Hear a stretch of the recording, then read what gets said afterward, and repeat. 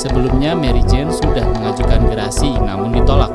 Permohonan gerasi di dalamnya mengandung pengertian mengakui kesalahannya dan memohon pengampunan. Permohonan peninjauan kembali yang diajukan oleh penasihat hukum terpidana tidak memenuhi maksud pasal 263 ayat 1 KUHP yang menyatakan bahwa yang dapat mengajukan peninjauan kembali adalah terpidana atau ahli warisnya.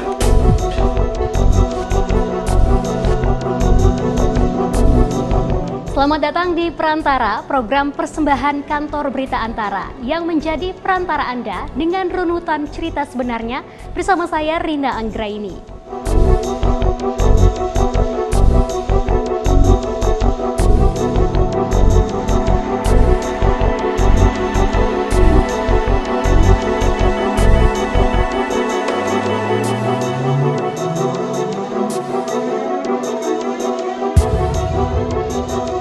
Pemirsa Perantara, saat ini tengah ramai diperbincangkan kebijakan yang telah diambil Indonesia, khususnya pemerintahan Presiden Prabowo Subianto, atas kasus terpidana mati kasus penyelundupan narkoba asal Filipina, Mary Jane Veloso. Melalui Menteri Koordinator Bidang Hukum, HAM, Imigrasi, dan Pemasyarakatan, Yusril Ihza Mahendra, Mary Jane dipastikan akan dipulangkan ke negaranya. Loh, kok terpidana mati malah dipulangkan? Terus eksekusinya gimana ya pemirsa? Menurut Yusril, pemulangan Mary Jane ke Filipina ini dapat terwujud melalui kebijakan transfer of prisoner. Pemindahan terpidana mati kasus penyelundupan narkotika Mary Jane Veloso dilakukan berdasarkan perjanjian bilateral dalam bentuk bantuan timbal balik dalam masalah pidana atau Mutual Legal Assistance in Criminal Matters. Hingga saat ini belum ada undang-undang yang mengatur tentang mekanisme pemindahan narapidana atau transfer of prisoner di Indonesia.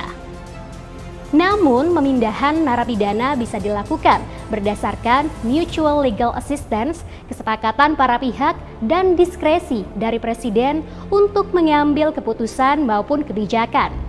Pembicaraan dengan DPR untuk menyusun undang-undang tentang transfer of prisoners dan exchange of prisoner ini yang memang sebenarnya itu diamanatkan oleh undang-undang pemasyarakatan kita sekarang, tapi belum ada undang-undangnya. Karena undang-undangnya belum ada, maka Presiden berwenang untuk merumuskan satu kebijakan atas dasar kemanfaatan, pertimbangan kemanusiaan, hubungan baik kedua negara, pertimbangan hak asasi manusia dan lain-lain sebagainya, itu dapat saja dilakukan oleh negara kita.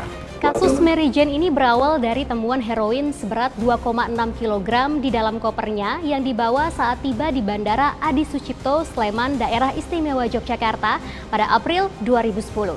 Pada Oktober 2010, Majelis Hakim Pengadilan Negeri Sleman menjatuhkan vonis hukuman mati. Vonis ini lebih berat dari tuntutan jaksa, yaitu pidana seumur hidup.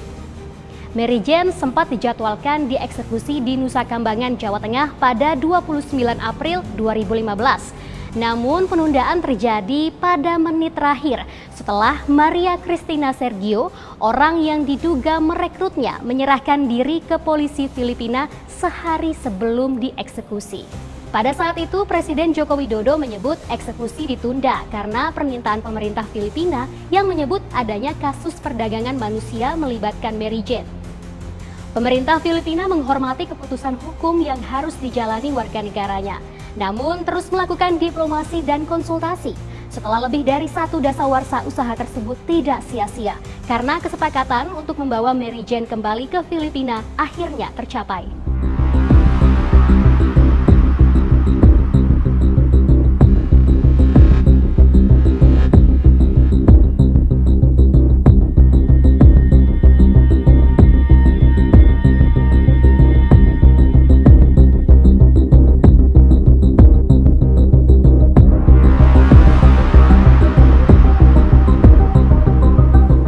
Dalam melakukan pemindahan Mary Jane, Menko Yusril menyebutkan terdapat beberapa syarat yang telah diajukan pemerintah Indonesia dan diterima oleh pemerintah Filipina.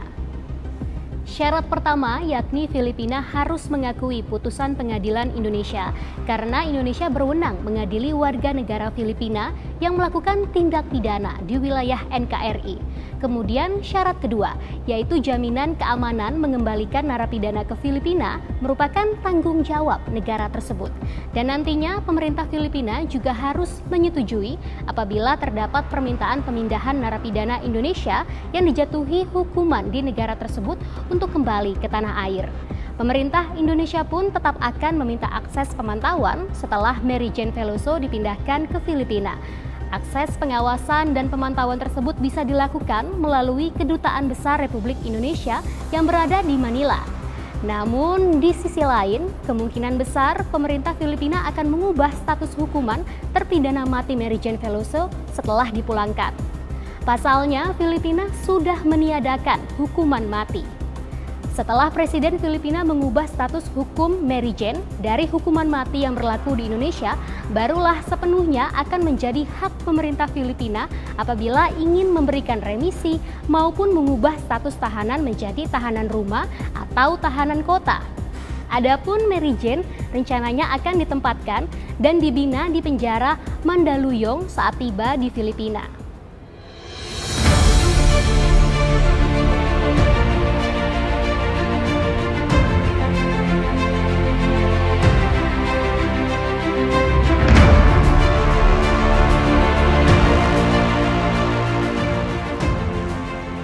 Saat ini, Mary Jane sudah menempati blok minimum security pada Lembaga Pemasyarakatan Perempuan Kelas 2B Wonosari, Gunung Kidul, Daerah Istimewa Yogyakarta. Menurut Kepala Lapas, kondisi Mary Jane sekarang jauh lebih baik ketimbang masa-masa awal dia menjalani masa tahanan. Terlebih semenjak mendengar rencana pemulangannya ke Filipina.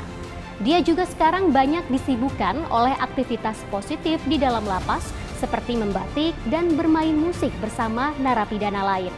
Dan untuk diperkirakan proses pemindahan Mary Jane akan dilakukan di bulan Desember 2024.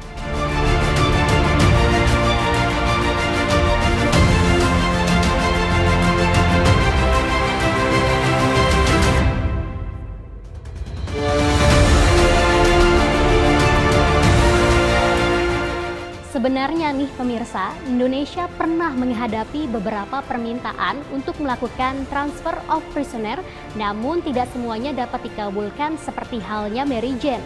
Dalam kasus Bali 9, Henry Chan dan Mioran Sukumaran, warga negara Australia, dihukum di Indonesia karena mencoba menyelundupkan heroin dari Bali ke Australia.